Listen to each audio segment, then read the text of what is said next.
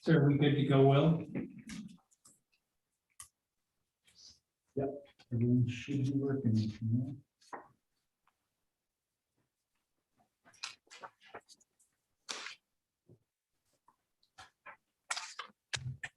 Okay. I'd like to welcome everybody here this evening. This is Township of Nipissing Committee of Adjustment. First of all, is there any disclosure of pecuniary interest? Seeing none, we'll go to our first resolution regarding the minutes of the meeting held October 20th, 2020. I need a mover and seconder. Okay. Go with moved by Paul Frantz, seconded by Liz Moore. So it's number COAR 2021-01, moved by Paul Frantz, seconded by Liz Moore, that we adopt the Committee of Adjustment minutes of October 20th, 2020. All in favor? Agreed.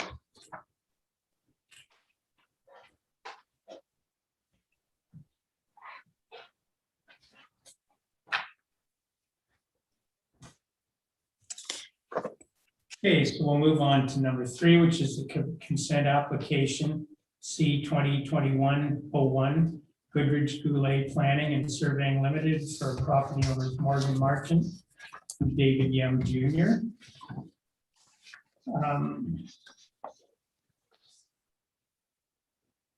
For this consent application, first of all, does anybody have any questions about it? Yes.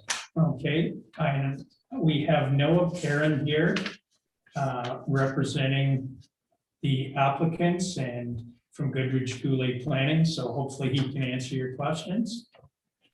Okay, I've gone through your presentation and it's complete and I appreciated the format. I'd just like to confirm a couple of things. Is the only purpose of this application to return these lots to their existing form? Yes, the proposed severance would be technical in nature. They all are under the same ownership at the time being, and the severance would split up that ownership for that severed lot to be sold. So at one time they were in separate ownership. Yes, historically they were in separate ownership, but they are all currently owned. Lots 7 through 10 are all currently owned by Morgan Marchant and Dave Yem Jr. And how did they come to merge? They merged on title after Morgan and Dave purchased the abutting lots. The original lots were 9 and 10, and they purchased 7 and 8. The original lots were 9 and 10. Okay. Now, on the key map, they're referring to lot 3 as having a natural severance. Correct. Lakeview Road is a natural severance between those 2 lots, and they have historically been considered one lot, and on title, they are the same thing.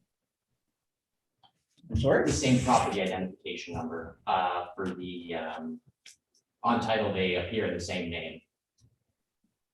Lots. So lot it's lot 7 and 8 are in the same name as lots 9 and 10, but appear in 2 unique pins.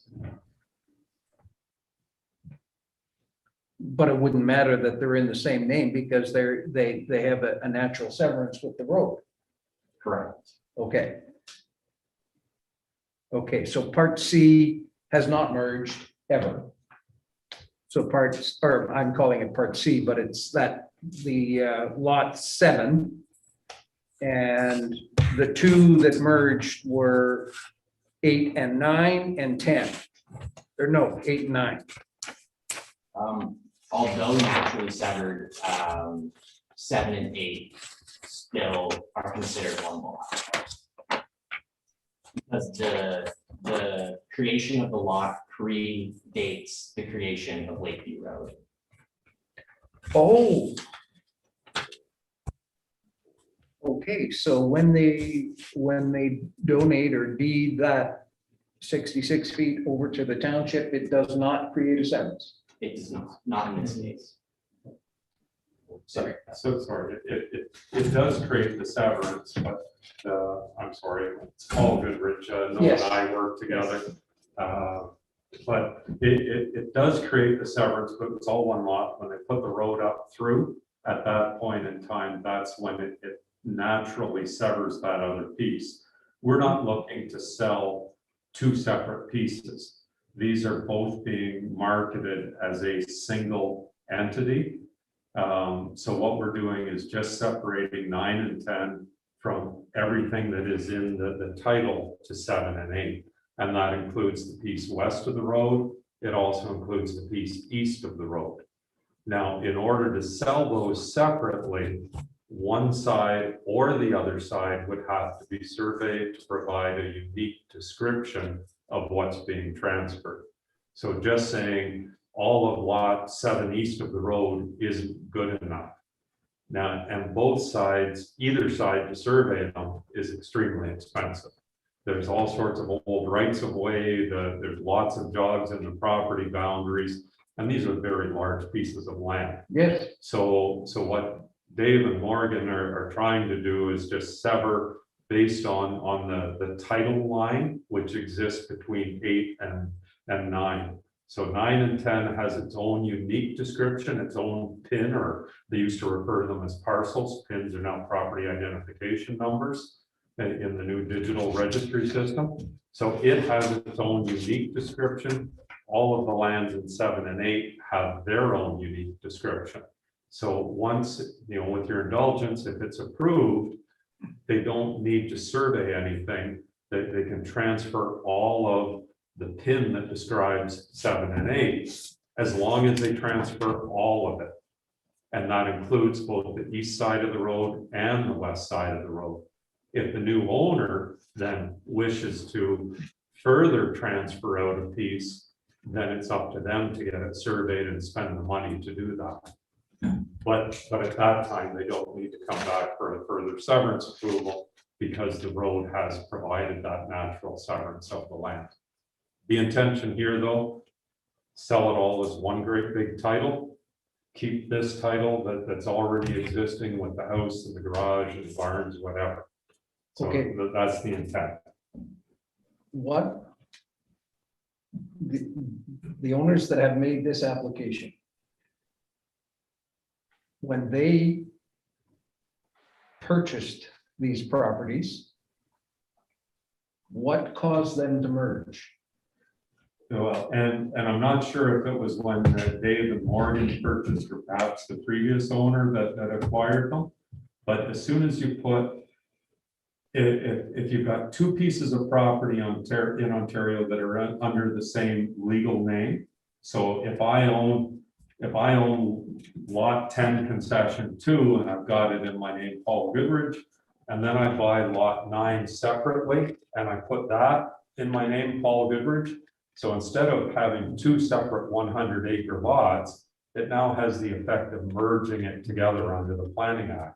So this is under the plan. It's under the Planning Act for sure that it's merged. And that happened to a lot of people, a lot of farmers, picked up, especially if they had additional children, that they would buy out the Exactly. neighboring farms, always figuring that, this is no problem. I can give this one to my son, this one to my second son, this one to my daughter. And then all of a sudden they found out, oh, no, like when the Planning Act came in, they didn't allow exemptions for that. So they allowed certain exemptions, And that was if it was on a registered plan of subdivision. You could own 10 lots in a row, but you could always sell them individually because all the planning issues had already been looked at when the subdivision was approved. Or if it already has a severance consent on it, that piece can always be sold or transferred. But if you don't have severance consent, and these ones don't, because it was always the remainder of, they took the subdivision off, they severed off this, they severed off that. But these two great big parcels never had their own individual severance consent. So as soon as those got all put in the same name, it all became one great big huge property. And then that's what we're trying to do here, is just separate it back into everything that was on this side that's in its own unique pin, and separate it from everything that's over here that's in its own unique pin. And once they do that, once we have severance consent, then they can still put it in Morgan and Dave Jr.'s name and then sell it whenever they want. But they can only then sell the piece that actually has the severance on it. The smarter thing to do is, put one in Morgan's name, one in Dave Jr.'s name. But that's something that their lawyer and their accountant can give them far better advice than I. I'm not sure that's the case. That's the best explanation I've heard, because this issue comes up in planning boards just like a third of the time. Yeah, exactly. People are there spending copious amounts of money just to go back to where they were the day before it merged. And that's it. I very facetiously refer to the Planning Act as the law of unintended consequences. Because no matter what it sets out to try to accomplish, it always seems to accomplish just the opposite. Just the opposite. All right, well, that was an explanation. I've asked this sort of question at more than one hearing, and that's the best I've heard. Thank you very much. I have lawyers who keep telling me that a severance is a severance and they're sacred. Oh, yeah? Well, yeah, there's always little ins and outs to it. Right. So there is some advantage to the gray hair after all. Been doing this long enough. And I got my COVID shot earlier. Are there any other questions? Okay, we'll move on with this one, so I need a mover and a seconder then, please. Councilor Marchant and Councilor Scott. Let me read this, COAR 2021-02, moved by Councilor Marchant, seconded by Councilor Scott. Application C 2021-01, applicant Goodrich Goulet Planning and Surveying Limited on behalf of crop owners Morgan and David Yem Jr. Decision that the Township of Nipissing Committee of Adjustment approved consent application C 2021-01 by providing provisional consent subject to the following conditions. Condition that the applicant provides the township with the original executed transfer deed, duplicate original and one photocopy, a copy of the reference plan to be deposited in the land registry office that is substantially in compliance with the application sketch. And C, a schedule describing the severed lot, naming the grantor and grantee attached to the transfer for approval purposes. Be a certificate in the appropriate form prescribed in OREG 197-96, Schedule 1, for signature of the Township of Nipissing Committee of Adjustment official, secretary, treasurer, or chairperson. E, any public roads located on the owner's property shall be transferred to the municipality official plan section 3.3.2.7 and 3.3.2.8. And F, approval of the minor variance application to permit reduction to the minimum lot frontage of 40 acres for 60 acres, or pardon me, 40 meters or 60 meters is required in the LSR zone. So I'm sorry, Mr. Yep. Mayor, but just before the vote is heard, condition number B, the requirement for a reference plan of survey. Right, In this particular case, I know that's a standard clause, and I've tried to work with a lot of different planning committees to change the wording to simply say that a reference plan of survey be deposited in the registry office if required. And in this particular instance, because we're dealing with the whole of a pin or the whole of another pin, the pin by itself forms what's called a registrable description, the same way that a reference plan would. So in this particular application, it's one of the very few, we've already got unique pins for each of the severed and the retained. In this particular instance, we wouldn't need a separate reference plan of survey. And as I stated, the cost of doing that in this instance is probably in the $20,000 to $30,000 range, just with all the various parts. I noticed that Rick Miller with his firm has done a tremendous number of surveys in this area.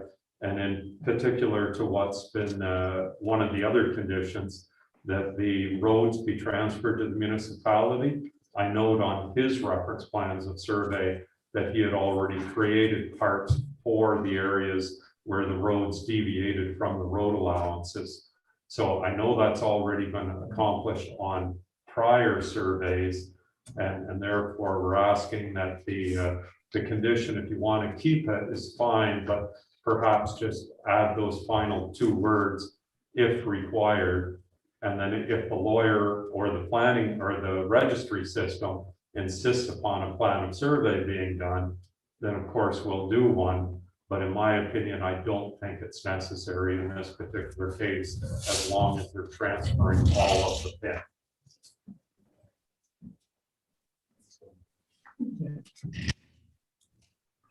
So we'll just, so that is B that we will deal with. So a copy of the reference plan to be deposited in the land registry office if required, substantially in compliance with the application sketch. Is that That would be perfect. okay? Otherwise, no other changes. So now I will ask you, all in favor? Carried. Thank you. And we will move on to number 4, minor variance, A 2021-01, Goodrich Rural Planning Surveying for property owners. So in this, we have to follow up to grant the requested variance as per attached sketch prepared by Goodrich Rural Planning. Reduce the minimum lot frontage from 60 meters to 40 meters. And that doesn't change from the last one, correct? It's the same. It's the same as the other. So again, I need a mover and a seconder. Okay. Moved by Councillor Moore and Councillor Scott. So it's a lot less. So it's A 2021-01. And it's Goodrich School Lake Planning and Surveying Limited on behalf of property owners Morgan and David Yam. The decision to grant the requested variance as per attached sketch prepared by Goodrich School Lake Planning and Surveying Limited received April 16th, 2021 to reduce minimum lot frontage for lot 2 severed lands from 60 meters to 40 meters. Conditions, none.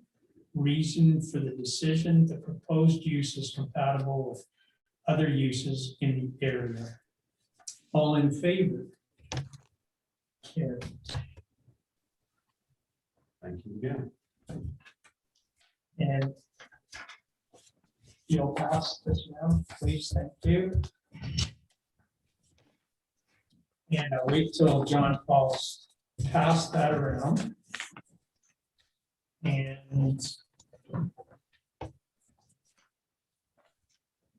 And we will move on.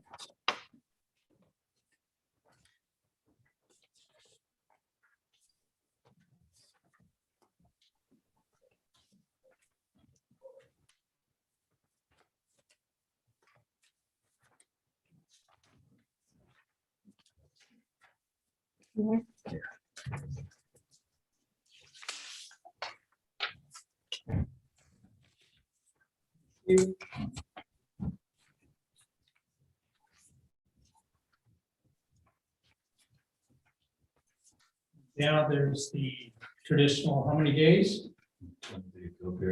20-day appeal period, and otherwise happy sailing, I hope. Absolutely. Well, thanks very much, everyone. Thank you very much, Paul and Noah. Nice meeting you, and I'm sure we'll meet again. Yes. Sure you will. Have a good evening. Good night. Thanks, guys.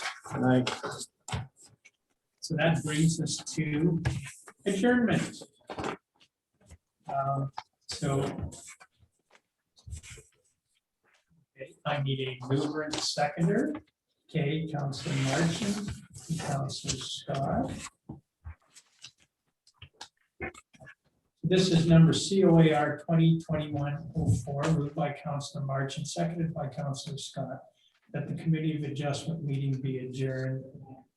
I used my watch, so it's 20 p.m. All in favor? Thank you, Penelope. Carried unanimously. And this meeting is now adjourned. Okay, goes back just in the next time.